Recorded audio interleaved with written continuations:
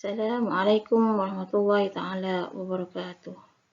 Alhamdulillah, bersyukur kita kehadrat Ilahi kerana masih lagi diberi peluang untuk kita menyambung pelajaran dalam subjek fiqh atau ibadah bagi anak-anak 5 Ubaidah di Mahat Tahfiz Integrasi Al-Mu'min. Sebelum kita memulakan pelajaran pada hari ini, marilah sama-sama kita membaca doa belajar. Bismillahirrahmanirrahim. Allahumma aftah alaina hikmataka wanshur alaina min khazaini rahmatika ya arhamar rahimin. Rabbi shrah li sadri wa yassir li amri wahlul 'uqdatam min lisani yafqahu qawli. Amin.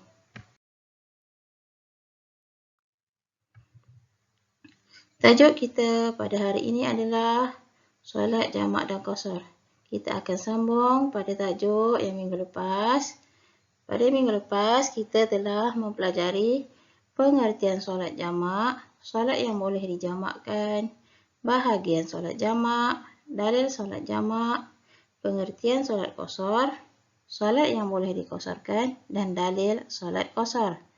Manakala pada minggu ini kita akan mempelajari mengenai syarat-syarat sah solat jamak dan qasar, lafaz niat solat jamak dan qasar, perkara-perkara yang membatalkan solat jamak dan qasar, serta hikmah solat jamak dan qasar. Mari kita lihat topik yang pertama, iaitu syarat-syarat sah solat jamak. Apakah dia syarat-syarat sah solat jamak? Yang pertama ialah perjalanan tidak kurang dari 2 marhalah, iaitu lebih kurang 91 km.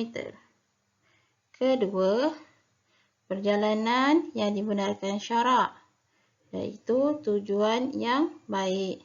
Yang ketiga, hendaklah melepasi sempadan tempat tinggal. Yang keempat, berniat qasar dan jamak. Syarat yang kelima, kekal dalam keadaan musafir sehingga selesai solat yang kedua. Yang keenam, tidak mengikut imam solat yang sempurna ataupun imam yang tamam yang tinggal di situ. Yang ketujuh, mengetahui destinasi yang dituju. Dan syarat yang terakhir iaitu yang ke-8, tidak berniat bermukim melebihi 4 hari, iaitu tidak termasuk perjalanan pergi dan balik. Mari kita lihat syarat-syarat sah solat qasar. Yang pertama, perjalanan tidak kurang dari 2 marhalah, iaitu lebih kurang 91 km. Syarat yang kedua, perjalanan yang dibenarkan syarak, iaitu dengan tujuan yang baik. Syarat yang ketiga, berniat qasar dan jamak. Syarat yang keempat, solat yang boleh diqasarkan, iaitu solat yang 4 rakaat. Syarat yang kelima, kekal dalam keadaan musafir sehingga selesai solat yang kedua. Syarat yang keenam, tidak mengikut imam solat yang sempurna. Dan syarat yang terakhir iaitu syarat yang ketujuh, tidak berniat bermukim melebihi 4 hari, tidak termasuk perjalanan pergi dan balik.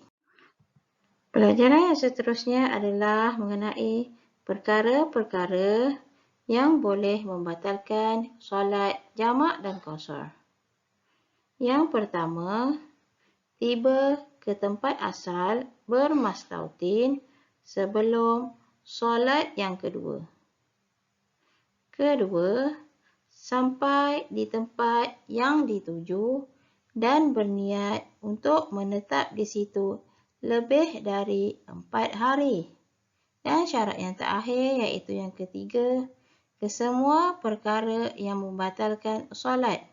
Apabila berlaku perkara-perkara yang membatalkan solat, maka solat jamak dan qasar juga akan terbatal. Apakah hikmah-hikmah solat jamak dan qasar? Yang pertama, menunjukkan agama Islam itu mudah. Yang kedua, solat wajib ditunaikan walaupun dalam keadaan bermusafir.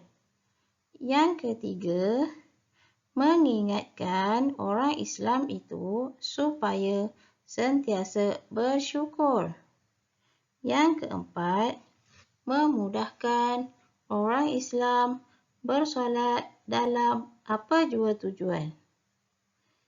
Yang kelima, tanda kasih sayang Allah kepada hamba-Nya dan menggalakkan umat Islam bermusafir untuk menjalankan kehidupan yang lebih baik. Marilah kita mempelajari lafaz niat solat jamak takdim dan qasar. Sebelum kita mempelajari niat bagi solat zuhur dan asar jamak takdim yang dilakukan dalam waktu zuhur, kita pelajari dulu cara solat jamak takdim. Zuhur dan asar adalah seperti berikut. Setelah masuk waktu zuhur dan ketika itu kita sudah berada dalam perjalanan bermusafir, maka berwuduklah dan bersedialah untuk solat. Lafaz niat solat jamak takdim bagi solat zuhur. Usalli fardhu zuhri raka'ataini jamak takdim qasran lillahi ta'ala. Artinya, sahaja aku solat fardu zuhur 2 rakaat jamak takdim beserta qasar kerana Allah Ta'ala. Sewaktu takbiratul ihram, niatlah di dalam hati sebagaimana maksud lafaz niat tadi. Kerjakanlah solat fardu zuhur sebanyak 2 rakaat dengan pembacaan surah Al-Fatihah dan diikuti surah-surah lain. Selesai salam, segera bangun berdiri untuk solat fardu asar tanpa membaca wirid, doa atau solat sunat. Jangan pisahkan terlalu lama antara kedua solat fardu tersebut. Dan teruslah bangun untuk menunaikan solat jamak asar. Lafaz niatnya, usalli fardal asri raka'ataini jamak takdim qasran lillahi ta'ala. Sahaja aku solat fardu asar 2 rakaat jamak takdim beserta qasar kerana Allah Ta'ala. Sewaktu takbiratul ihram, niatkanlah di dalam hati sebagaimana maksud lafaz di atas. Kerjakanlah solat fardu asar tersebut sebanyak 2 rakaat dengan pembacaan surah Al-Fatihah dan diikuti surah-surah lain. Dengan demikian, kita tidak perlu lagi mengerjakan solat fardu asar di waktu asar nanti. Sekarang, marilah sama-sama kita mempelajari lafaz niat solat jamak takdim dan qasar bagi solat maghrib dan isyak takdim yang dilakukan pada waktu maghrib.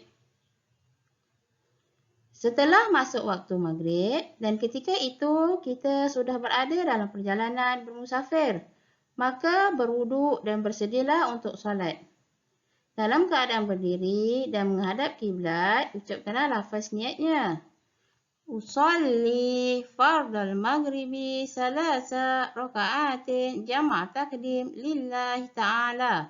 Artinya, sahaja aku solat fardu maghrib 3 rakaat jamak takdim kerana Allah Ta'ala. Sewaktu takbiratul ihram, niatkanlah di dalam hati sebagaimana maksud lafaz niat di atas. Kerjakan solat fardu maghrib tersebut sebanyak 3 rakaat. Tiada qasar untuk solat maghrib. Masa solat maghrib, mestilah dengan membaca surah Al-Fatihah dan diikuti surah-surah lain. Selesai saja salam, teruslah bangun berdiri untuk solat fardu isyak tanpa membaca wirid, doa atau solat sunat. Jangan dipisahkan terlalu lama antara kedua solat fardu tersebut. Lafaz niat untuk solat fardu isyak jamak takdim. Usalli fardal isya'i raka'ataini jamak takdim qasran lillahi ta'ala. Sahaja aku solat fardu isyak 2 rakaat jamak takdim berserta qasar kerana Allah Ta'ala.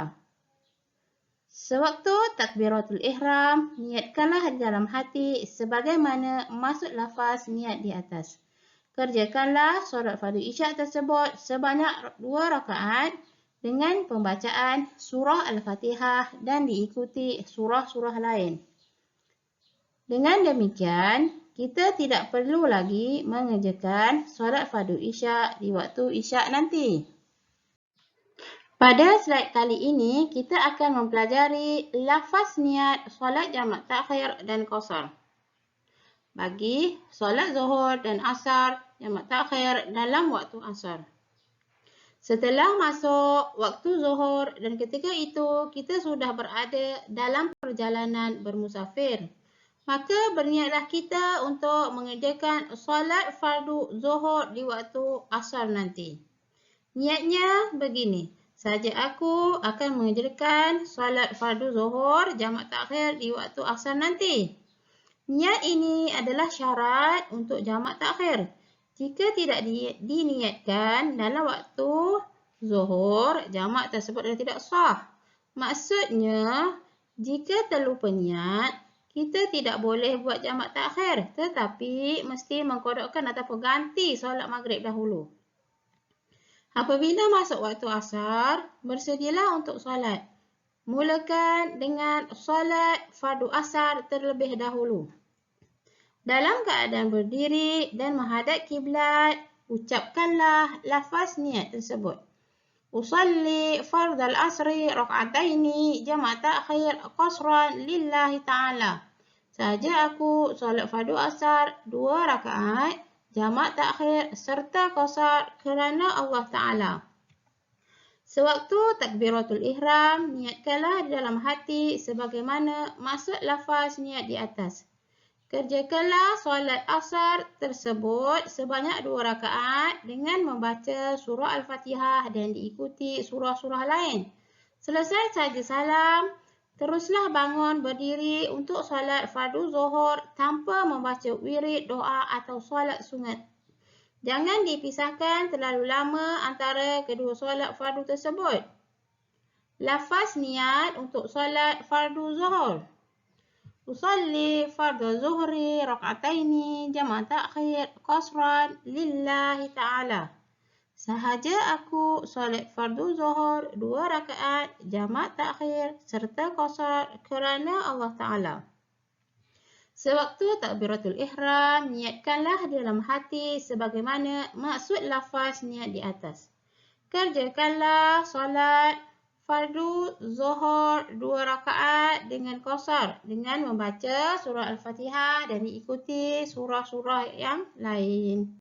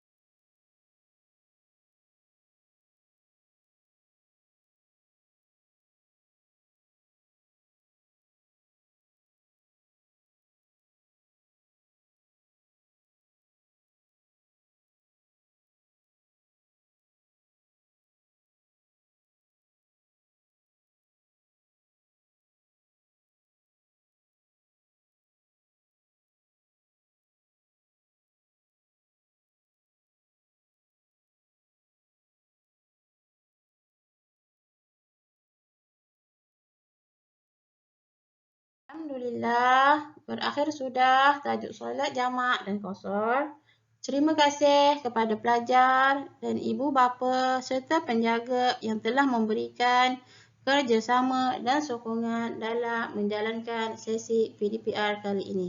Semoga kita mendapat manfaat bersama dan untuk anak-anak agar dapat mempraktikkan solat jamak dan qasar ketika bermusafir nanti.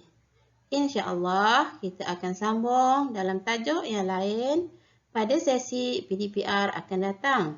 Syukran lakum. Assalamualaikum warahmatullahi wabarakatuh.